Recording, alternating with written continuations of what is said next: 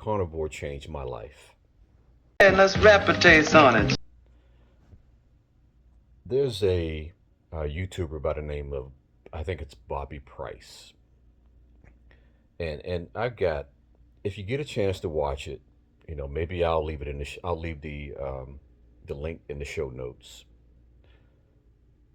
Some of you have watched some of my videos and you don't know, but I've been a carnivore for over 3 years now.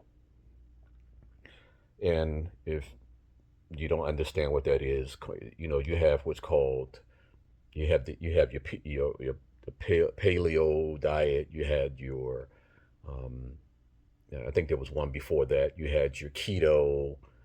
Um, I think you had the Atkins, and they kind of go up from one to the other. But the two closest ones are probably Atkins, keto, and then carnivore. And then there's one that's a spinoff from carnivore. It's called the Lion diet.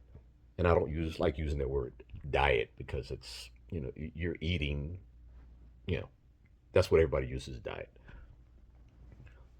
But I just watched his video, and you know it's not good, or it's not healthy. It's kind of counterproductive for someone to come in, and in some ways I feel like he's pushing a certain agenda that's being pushed out there about vegan, I'm sorry, vegan vegetarianism, you know so forth, so on. Again, I've been a carnivore for 3 years. I was a vegan for probably 17 years. I was never, and I think he calls his whole food something or another. Pretty much the same thing. But let me first go into some of the things he said, if I can remember them, while it's fresh in my head. He went on to say, which was probably the worst thing he could have told somebody, it's an outright lie. Do your research. And why I'm saying that, I've said this to people before about doing your research. When you're checking something, first of all, do not look on mainstream media. I'm going to give you where you don't look. Don't look at anybody who is considered anything that's considered an NGO, which is a non government organization. They are funded by the people you don't want them to be funded by, that you don't want the information from.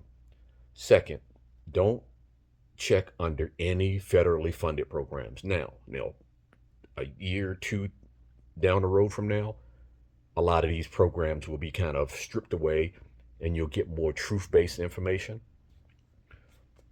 And I think those are the only ways I would say don't look. Or any universities that are federally funded because they're biased. Where you should try to look is at peer reviewed studies of those that are not a part of those things that I mentioned. Try some privately funded kind of sources. And to give you an idea of why I use that, I don't know the exact year, but you can kind of look it up. But some time back, I would say probably in the 70s, 60s or 70s, there was a guy who had a study done on, I think it was right after, I want to say President Truman. It was either Truman or Eisenhower when they had a stroke. They had to do a study because they wanted to find out why he had a stroke. And that's when the whole thing about non fat, low fat, all that came out. And I'm going to try not to draw this out too long, but there's a lot of stuff I need to say in this because there's a lot of misconceptions and a lot of false things being told about being vegan and being vegetarian. But essentially, what happened with that study was that's when they started getting people away from consuming animal fats.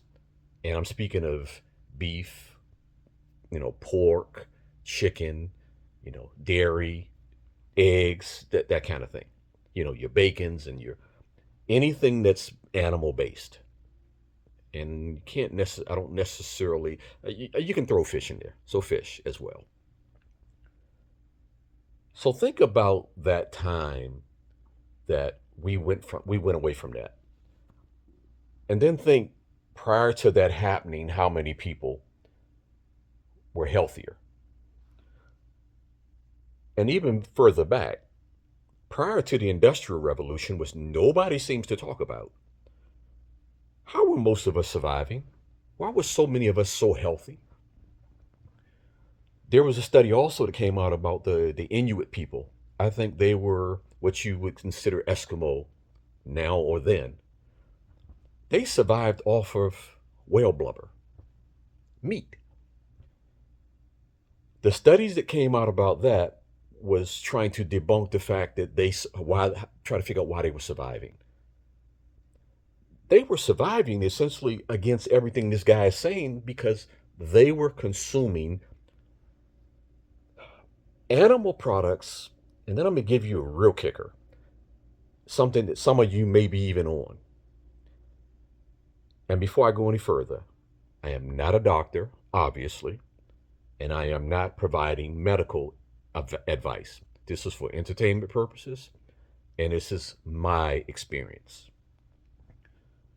So, animal products are specifically red meat, is one of the most densely populated mineral source on the planet that you can consume. I'll say that again. Red meat.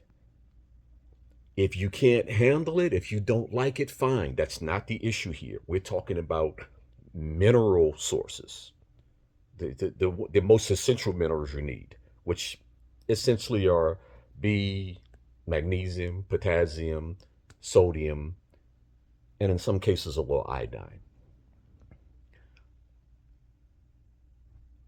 You can get that from red meat all day long or animal products. And you want to know what the most densely populated food that you can consume is an egg. So think in terms of those are two things right there that are part of the animal consumption part. Now, some people don't trust bacon. They don't want, okay, fine, you don't like pork. A lot of people eat chicken. Chicken doesn't really, is not really densely packed. But the reason why some carnivores still have it, because it's still an animal source. It's not a carb. It's not, assuming you take the skin off of it. It's not a carb. Um, it's not, it doesn't have the things in it that's going to hurt you.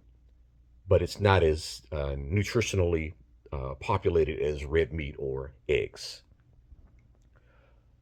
So he's saying that there are only things, and I want you to get this part clearly now.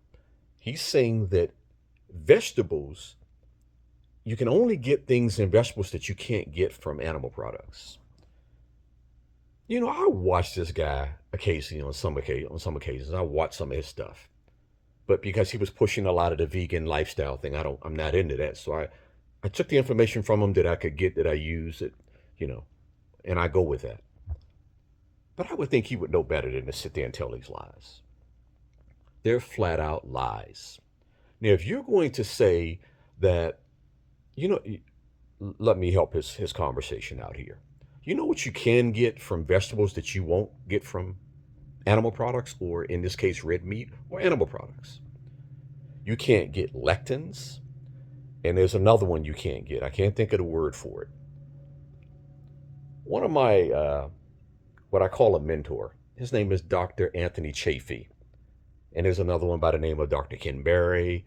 And there's so many others that I've watched doing my process of changing my eating habits. He said that when he was in school, one of his professors said to him, plants are in an evolutionary battle for survival. And he was like, what do you mean by that?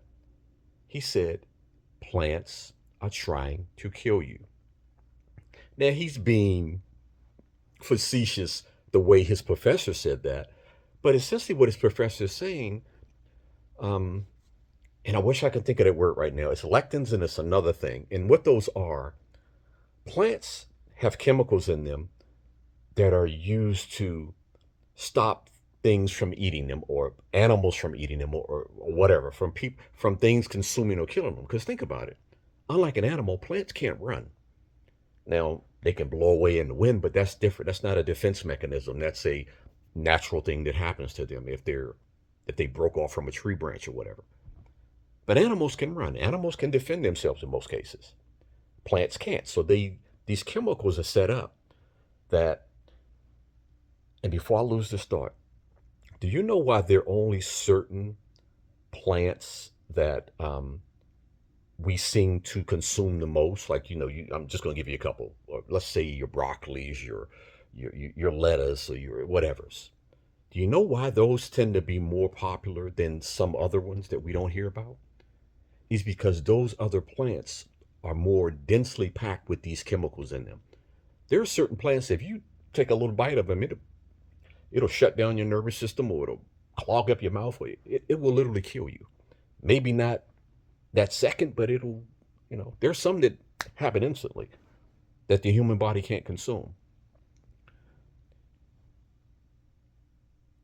Also, he made a comment about how you get your B12.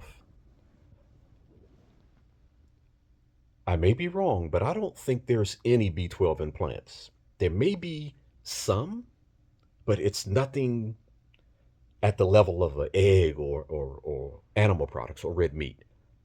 And I'm going to keep saying red meat because red meat is the most dense, be it ground beef, be it, steak, whatever. But therein lies one of the most dense versions of getting B12 or your B vitamins that would be in red meat. Now, you can get it also from, oh boy, I'm going to lose. I think there's some in eggs, if I'm not mistaken. Um, and then he went on to make this excuse that, oh, you can get a lot of it by consuming algae or, that kind of thing. But he's not saying that it's the source of the actual algae. He's saying they're getting it from the soil. Here's a kind of inside idea of how when they say you're not getting it that way. When the human body was never designed to digest plants. Give you a good example, and I'm trying not to gross you out. If you ever eat a steak, if you like steak, if you like beef, whatever, if you consume a steak, you don't go to the bathroom right away. A lot of the things in that steak are being used by the human body. If you have vegetables throughout the day, you're in the bathroom 2 or 3 times a day. Tell me I'm lying. I'll wait. When I was vegan, I was going to the bathroom 2, 3 times a day on some occasions. And it wasn't pleasant, if you get my gist. And I found it strange that when I became carnivore, and I said to my teacher one time, I said, "Hey, is this right? Am I should I be going to the bathroom regularly?" He said, "No." He said, "That's the problem that people find interesting, but when you do eventually go, it's not runny. Try not to be so passive. It's not runny. It's not loose. It's it's bulk. It's not bulk. I'm trying to say it in a term that makes it sound simple, but it doesn't come out that way. And also, it doesn't come out the same day. Your body absorbs more of it." And I'm going to watch more of the video. It's maybe like a minute left in it, but I'm very surprised at him that he would say this. But here's what I'm going to give you my experience, and then I'm going to get off of this because this is going into a little long now. When I became carnivore, probably the first 1 to 2 months I was in, or prior to it, I had hypertension. Um, I was having some issues with arthritis, and I also had what you call a issue with my shoulder. Nothing major, just some tendonitis in it. That's what it was. It was tendonitis. Tendonitis is the onset sort of arthritis. Obviously, hypertension is the onset of high blood pressure. Um, they were all gone within 2 months, and at one point, I didn't even notice it was gone. But without dragging this on too much longer, a lot of people try to claim that, and it is, that carnivore can be what's called an elimination diet. But most people wind up staying on it because you feel so much better. Your energy goes through the roof. Your hormones get a whole lot better. Wink, wink. Um, and that goes in with the energy. Um, I've seen so many people that were vegan that went carnivore. They look so much different. And I'll leave you with this. Pull up a picture of someone that has been carnivore for a sufficient amount of time, let's say 1, 2, 3 years, and someone who has been vegan for 5 to 10 years. Look at their overall, especially if they're older, look at their overall look. And I don't usually wear hair on my face, but I have hair on my face now, obviously. They look, the carnivores look so much healthier, but the vegans look almost like they're malnutritioned. Do your research. Don't believe this agenda that's being pushed about veganism and natural whole food and all this stuff. It's not true. Now, if it works for you, great, have at it. I'm not saying you should not do it, but do know, don't let anybody fool you to think that carnivore is bad for you. There are no studies out there that show, again, the type of studies you should be looking at, that show that there's any harm in being carnivore. None. There's kind of a saying, everybody can be carnivore, but everybody can't survive being a vegan. Peace.